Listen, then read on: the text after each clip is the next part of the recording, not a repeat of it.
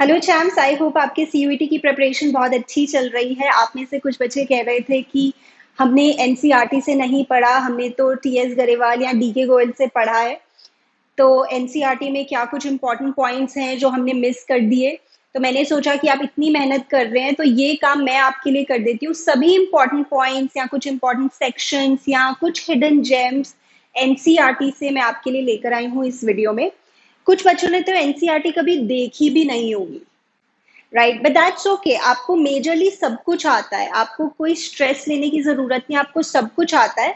बस एक बार मैं आपको ये बताना चाहती हूँ कि इन पॉइंट्स को भी रिवाइज कर लो। अनदर इम्पॉर्टेंट पॉइंट जो मैं आज ही अपने स्टूडेंट्स के साथ भी डिस्कस कर रही थी क्लास में कि एनसीईआरटी में देखो बहुत सारे एमसीक्यूज तो गिवन नहीं है, बट जहां पे भी गिवन है चैप्टर के अंदर अंदर जहां पे भी एमसीक्यूज गिवन है, please make sure to solve them. Please, these are very very important. ये मुश्किल नहीं है, आई एम नॉट सेइंग कि ये कोई बहुत डिफिकल्ट एमसीक्यूज है, नहीं, बट एनसीईआरटी के एमसीक्यूज प्लीज देखकर जाएं। If you do not have the book, आपको ऑनलाइन पीडीएफ मिल जाएगी।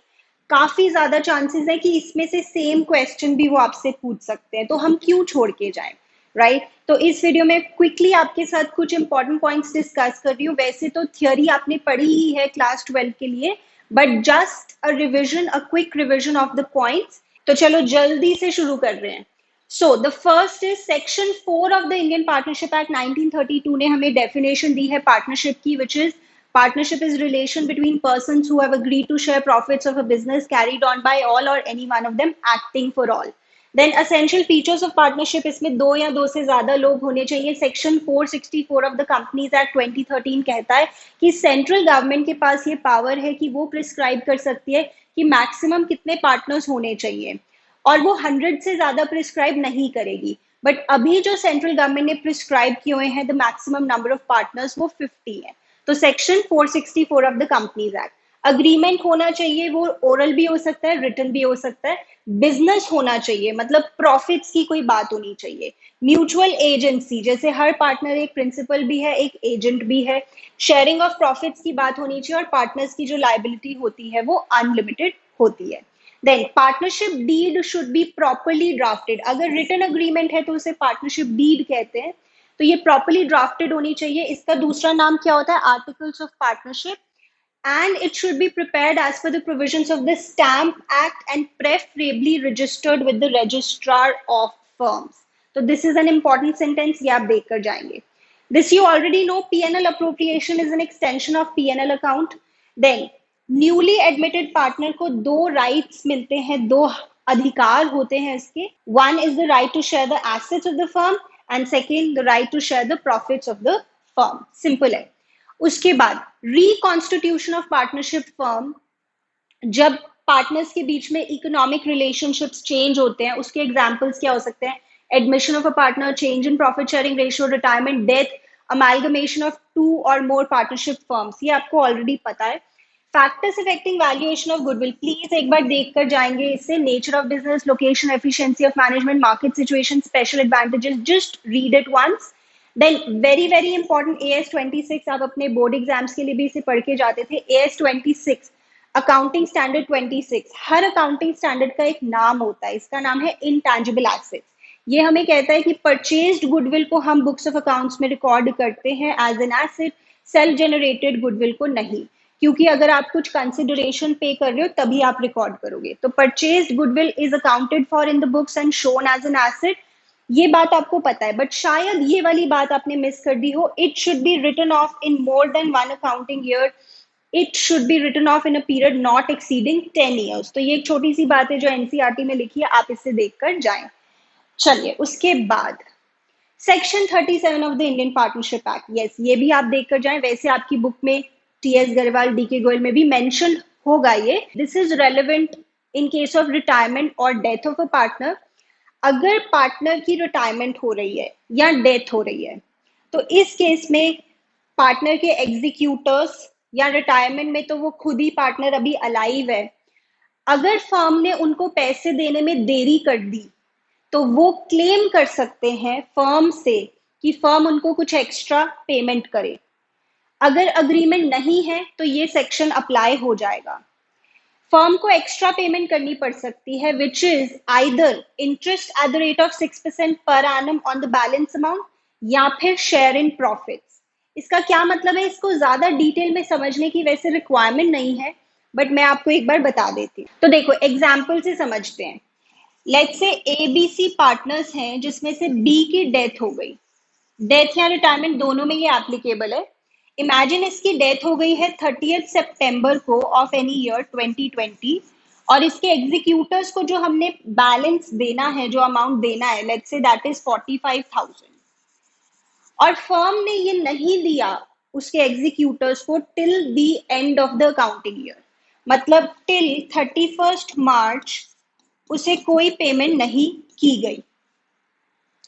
पार्टनर्स के बीच में कोई अग्रीमेंट भी नहीं है, तो उसके एग्जीक्यूटर्स क्लेम कर सकते हैं कि हमें तो इंटरेस्ट चाहिए, हमें तो इंटरेस्ट चाहिए 45,000 पे at the rate of 6% for 6 months till the end of the accounting year. तो कहेंगे हमें तो इंटरेस्ट चाहिए, जो बनता है 1350।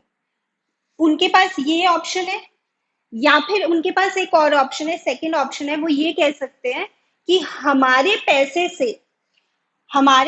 से आपने प्रॉफिट कमाया होगा 6 महीनों में, अक्टूबर, नवंबर, दिसंबर, जनवरी, फरवरी, मार्च, हमें तो उन प्रॉफिट्स में शेयर चाहिए। तो वो कह सकते हैं, फॉर एग्जाम्पल फर्म ने इन 6 मंथ्स में 50,000 का प्रॉफिट अर्न किया, तो बी के एग्जीक्यूटर्स कह सकते हैं कि आपने तो हमारे पैसे को भी यूज किया है to earn this profit, so we deserve a share in these profits. ठीक है, तो उसके लिए लेट्स से मैं आपको यहां पे समझाती हूँ। ए की कैपिटल है, क्योंकि ए का भी तो पैसा यूज हुआ होगा ना, लेट्स से 75,000। बी का जो पैसा हमने यूज किया है, फर्म ने जो पैसा बी का यूज किया है, जो उसके घर वालों को दिया नहीं, 45,000, और लेट्स से सी की जो कैपिटल है दैट इज 65,000। तो आप ये कह सकते हैं कि फर्म ने 75,000 प्लस 45,000 प्लस 65,000 को यूज करके 6 महीनों में 50,000 का प्रॉफिट कमाया है। ठीक है, तो इनका टोटल आता है 1,85,000, यानी कि 1,85,000 को यूज करके फर्म ने 50,000 रुपीज का प्रॉफिट अर्न किया है। तो इसमें से बी का शेयर कितना बनता है, बी के जो पैसे यूज किए गए हैं फर्म के द्वारा बाय द फर्म, वो है 45,000। तो सिंपल यूनिटरी मेथड जैसे लगाते हैं उससे हम बता सकते हैं कि बी का शेयर ऑफ प्रॉफिट यहाँ पे कितना होगा। So this comes out to 12,162, right. तो यहाँ पर जो बी के एग्जीक्यूटर्स हैं उनके पास ऑप्शन है, ऑप्शन नंबर 1 या ऑप्शन नंबर 2। तो इसमें उन्हें 1,350 रुपीज मिल रहे हैं, इसमें उन्हें 12,162 मिल रहे हैं, तो ऑब्वियसली वो ये वाला ऑप्शन प्रेफर करेंगे। ठीक है, तो यही यहाँ पे फॉर्मूला भी लिखा हुआ है, outstanding amount of outgoing partner divided by capital of all partners plus balance of outgoing partner into profit from the date of death till the date of the next balance sheet। ठीक है, तो ये इतना ज्यादा important नहीं है, but फिर भी मैंने आपके साथ एक बार डिस्कस कर लिया है। उसके बाद डिसोल्यूशन ऑफ पार्टनरशिप और डिसोल्यूशन ऑफ पार्टनरशिप फर्म का डिफरेंस बहुत ज्यादा इंपॉर्टेंट है, आपको अच्छे से देख कर जाना है। डिसोल्यूशन ऑफ पार्टनरशिप में इकोनॉमिक रिलेशनशिप्स चेंज होते हैं पार्टनर्स के बीच में, पर डिसोल्यूशन ऑफ पार्टनरशिप फर्म में तो पूरी फर्म ही खत्म हो जाती है।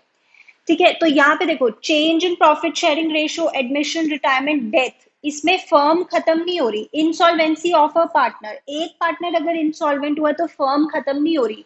हाँ, अगर सभी पार्टनर्स या एक को छोड़ के सभी पार्टनर्स इंसॉल्वेंट हो जाए तो वो फर्म भी खत्म हो जाती है। और ये जो दो केसेस हैं, completion of the venture if the partnership is formed for that, या expiry of the period of partnership if the partnership is for a specific period of time, तो इसमें डिसोल्यूशन ऑफ फर्म भी वैसे हो जाती है। तो यानी आप कह सकते हो कि अगर डिसोल्यूशन ऑफ पार्टनरशिप फर्म हो गई तो ऑब्वियसली डिसोल्यूशन ऑफ पार्टनरशिप भी हो ही जाएगी, but the other way might not be true, कि अगर डिसोल्यूशन ऑफ पार्टनरशिप हुई है तो डिसोल्यूशन ऑफ पार्टनरशिप फर्म भी हो जाएगी, ऐसा जरूरी नहीं है। ठीक है, तो ये पॉइंट्स भी आप एनसीईआरटी से देख कर जाएंगे। चलिए नेक्स्ट, मोड्स ऑफ डिसोल्यूशन, मैं जितना कहूँ उतना कम कि ये बहुत ज्यादा इंपॉर्टेंट है। प्लीज इसके पॉइंट्स अच्छे से देखकर जाएं, इसमें अंदर क्या पॉइंट्स हैं, जरूर इसमें से क्वेश्चन बन सकता है। So dissolution by agreement, compulsory dissolution on the happening of certain contingencies, dissolution by notice, dissolution by court. Please read करके जाएं कि dissolution by court कब हो सकता है, compulsory dissolution कब हो सकता है, ठीक है, revise it. Then section 48 of the Indian Partnership Act, dissolution से related है, talks about settlement of accounts at the time of dissolution of the firm. कि सबसे पहले हमें थर्ड पार्टीज को सेटलमेंट करनी है, फिर अगर कोई पार्टनर का लोन है उससे सेटल करेंगे, देन पार्टनर्स की कैपिटल, और फिर अगर कुछ रिमेनिंग होगा तो वो पार्टनर्स में डिस्ट्रीब्यूट कर देंगे in the profit sharing ratio. So paying the debts of the firm to the third parties, इसमें सिक्योर्ड लोन्स को प्रेफरेंस मिलेगी over the unsecured loans. I think this is simple. Partners के loan को फिर पे of करेंगे, फिर capital को, और अगर कुछ बचेगा तो पार्टनर्स में डिस्ट्रीब्यूट कर देंगे। देन सेक्शन 49, ये भी कई बार मिस हो जाता है, इसमें प्राइवेट डेट्स और फर्म के डेट्स की बात हो रही है। व्हाट दे से इज कि फर्म की प्रॉपर्टी को पहले आप यूज करेंगे फर्म के डेट्स को पे करने के लिए, और अगर कुछ बच जाएगा तो वो पार्टनर्स को दे देंगे। और पार्टनर्स की जो प्राइवेट प्रॉपर्टी है वो पहले उनकी प्राइवेट लाइबिलिटीज को मीट करने के लिए यूज होगी, और अगर कुछ बच जाएगी तो वो फर्म के डेट्स को पे करने के लिए यूज होगी अगर फर्म में पैसों की कमी हो जाती है तो। This is section 49 of the Indian Partnership Act. तो अभी तक हमने कौन से सेक्शंस देखे? Section 4 of the Indian Partnership Act, then section 37, section 48, section 49, then section 464 of the Companies Act, that is not of the Indian Partnership Act but Companies Act। ठीक है, यही छोटी छोटी बातें। चलो, एनपीओ, एनपीओ विषय मैंने आपके साथ डिटेल में डिस्कस किया, मैंने काफी सारे वीडियोस अपलोड किए थे। एनपीओ जो आपकी टीएस गरेवाल या डीके गोयल में है उसमें बहुत सारी बातें हैं, काफी कुछ वहां पे कवर्ड है। स्पेशली एनसीईआरटी में कुछ इतनी डिफरेंट बातें नहीं है, तो you do not have to worry, simple बातें। जैसे कैपिटल फंड को हम कॉर्पस फंड भी कहते हैं, या जनरल फंड भी कहते हैं, अक्यूमुलेटेड फंड भी कहते हैं, जो liability side of balance sheet में आप शो करते हैं, और ये एक अनरिस्ट्रिक्टेड फंड होता है। Then income and expenditure account की नेचर होती है नॉमिनल, और इसमें हम accrual basis of accounting use करते हैं, फॉलो करते हैं। रिसीट्स एंड पेमेंट्स अकाउंट की जो नेचर होती है वो रियल नेचर होती है, रियल अकाउंट की नेचर, और इसमें जो हम बेसिस यूज करते हैं वो कैश बेसिस ऑफ अकाउंटिंग होता है। सिंपल है, आपको ये बातें पता है। इसमें हम सिर्फ इस साल की बातें करते हैं और सिर्फ रेवेन्यू नेचर की चीजें दिखाते हैं, रेवेन्यू रिसीट्स, रेवेन्यू एक्सपेंडिचर। इसमें हम ये नहीं देखते कि उसकी नेचर रेवेन्यू रिसीट है या कैपिटल रिसीट है, रेवेन्यू एक्सपेंडिचर है, कैपिटल एक्सपेंडिचर है, सभी को शो कर देते हैं अगर इस साल में कैश का इनफ्लो या आउटफ्लो हुआ है। देन ये हमारा कैश बुक की तरह होता है, ये हमारा पीएनएल अकाउंट की तरह होता है, राइट। लेगेसी, लेगेसी से रिलेटेड क्वेश्चन बन सकता है। अगर किसी की डेथ हो जाती है और उन्होंने अपनी विल में लिखा है कि उनके पैसे इस एनपीओ को, इस नॉन प्रॉफिट ऑर्गेनाइजेशन को दे दिए जाए, तो वो लेगेसी है। एक सोर्स ऑफ इनकम है for a non profit organisation. इसमें अगर पर्पस डिफाइंड नहीं है तो हम इसे नॉर्मल इनकम मानते हैं, credit side of income and expenditure account में शो करते हैं, और अगर पर्पस डिफाइंड है, एक स्पेसिफिक पर्पस है, तो liability side of balance sheet show करते हैं। ऑनरेरियम से भी क्वेश्चंस बनते हैं। It's like a thank you payment.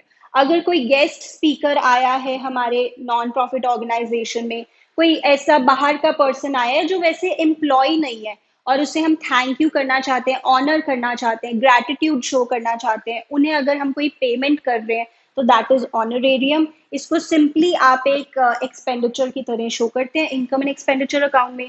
Endowment fund, endowment fund liability side of balance sheet show करते हैं। ये हमें मिलता है किसी से in the form of a gift. इस फंड को हम एज सच यूज नहीं कर सकते, बट इस फंड से अगर कोई इनकम जनरेट हुई है उसे हम यूज कर सकते हैं। इसे हम लाइबिलिटी साइड शो करते हैं, like I said. Then life membership fees जो नॉन रेकरिंग नेचर की होती है, लाइफ मेंबरशिप फीस को आप कैपिटल फंड में ऐड करके दिखाते हो on the liability side of balance sheet, right चैम्स। तो ये कुछ इंपॉर्टेंट बातें हैं आपकी पार्टनरशिप और एनपीओ चैप्टर्स से फ्रॉम एनसीईआरटी। मैंने आपको कुछ इंपॉर्टेंट बातें बताई कि प्लीज एनसीईआरटी में से आप एमसीक्यू सॉल्व कर लें क्विकली। बहुत ज्यादा नहीं है, बहुत ज्यादा कॉम्प्लिकेटेड भी नहीं है, बट एक बार करके जाएंगे तो आपका कॉन्फिडेंस जरूर बिल्डअप होगा। ठीक है, अब कंपनी अकाउंट्स और एनालिसिस ऑफ फाइनेंशियल स्टेटमेंट से रिलेटेड भी मैं वीडियोस बहुत ही जल्दी आपके लिए लेकर आऊंगी। मुझे कमेंट सेक्शन में लिख के बताएं कि आपकी प्रिपरेशन कैसी चल रही है। चलो मिलते हैं अब अगले वीडियो में।